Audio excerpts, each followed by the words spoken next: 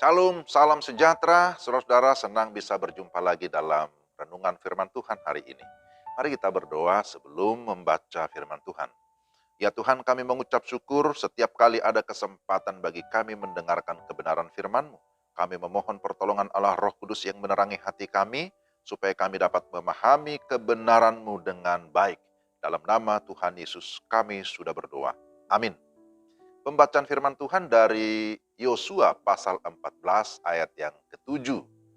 Aku berumur 40 tahun ketika aku disuruh Musa, hamba Tuhan itu, dari Kades Barnea untuk mengintai negeri ini. Dan aku pulang membawa kabar kepadanya yang sejujur-jujurnya. Demikianlah firman Tuhan, Yosua 14 ayat yang ke-7. Renungan kita saya beri tema, jujur berakhir mujur. Saudara-saudara, mungkin saudara pernah mendengarkan kalimat yang berkata seperti ini. Siapa jujur akan hancur, atau siapa yang jujur akan babak belur.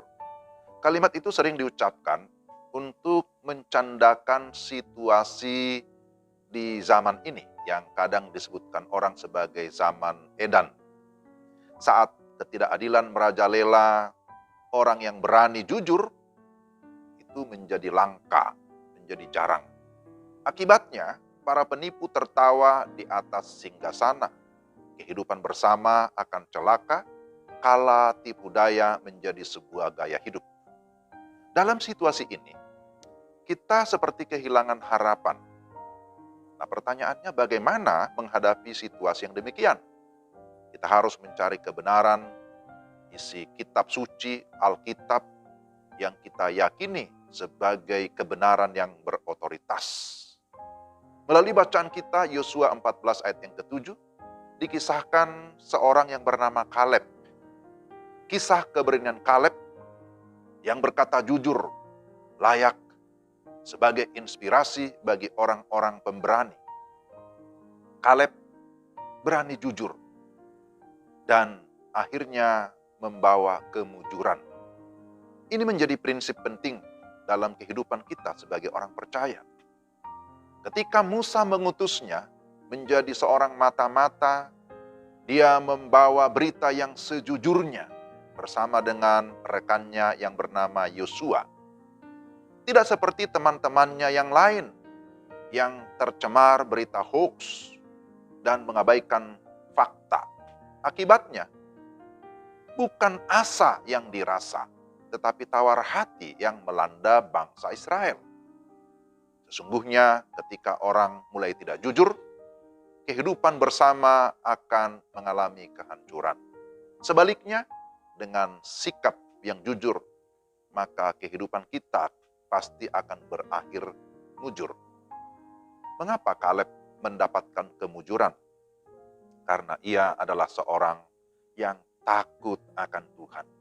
Firman Tuhan berkata, ia tetap mengikuti Tuhan sejak ia masih muda. Ketika ia diutus oleh Musa, ia berusia 40 tahun. Ketika itu dia disuruh bersama dengan 12 pengintai untuk melihat seperti apa keadaan tanah Kanaan yang disebut sebagai tanah perjanjian. Ketika dia memperoleh tanah Hebron, usianya sudah 85 tahun. Butuh waktu yang panjang. Dan Kaleb tetap setia untuk menantikan janji Tuhan yang sudah disampaikan melalui Musa.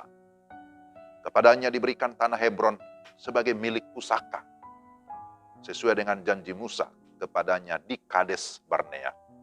Sesungguhnya tanah yang diinjak oleh kakimu itu akan menjadi milik pusakamu dan anak-anakmu sampai selama-lamanya.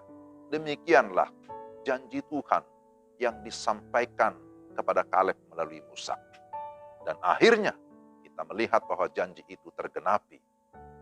Janji itu terrealisasi di dalam kehidupan Kaleb. Saudara-saudara, teladan dari Kaleb adalah materai tentang kemujuran orang-orang yang hidupnya lurus, orang-orang yang hidupnya tulus, orang-orang yang hidupnya kudus di hadapan Tuhan. Sikap Kaleb hingga usia tuanya menjadi teladan bagi orang yang menaati Tuhan sepenuh hati.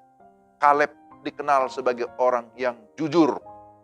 Dia menyatakan fakta yang sejujur-jujurnya. Saudara-saudara, zaman boleh saja berubah-ubah, bahkan disebut sebagai zaman edan. Namun sebagai orang Kristen, sebagai orang percaya, kita tidak perlu ikut ngedan, tidak perlu menjadi edan. Bagaimanapun bersikap jujur adalah pilihan yang luhur.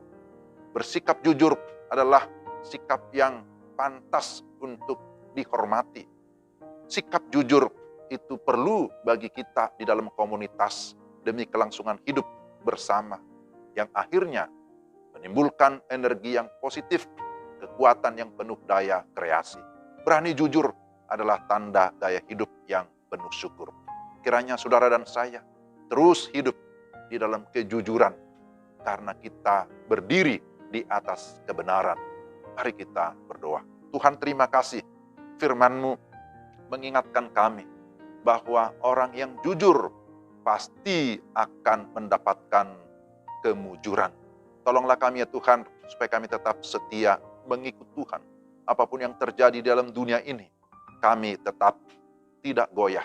Karena kami percaya bahwa Tuhan kami adalah Tuhan yang hidup, yang senantiasa setia, menggenapi setiap janjinya di dalam kehidupan kami. Kami berdoa mengucap syukur untuk firman-Mu dalam nama Tuhan kami, Yesus Kristus. Amin. Demikianlah renungan kita hari ini. Tuhan memberkati saudara sekalian. Selamat beraktivitas. Shalom.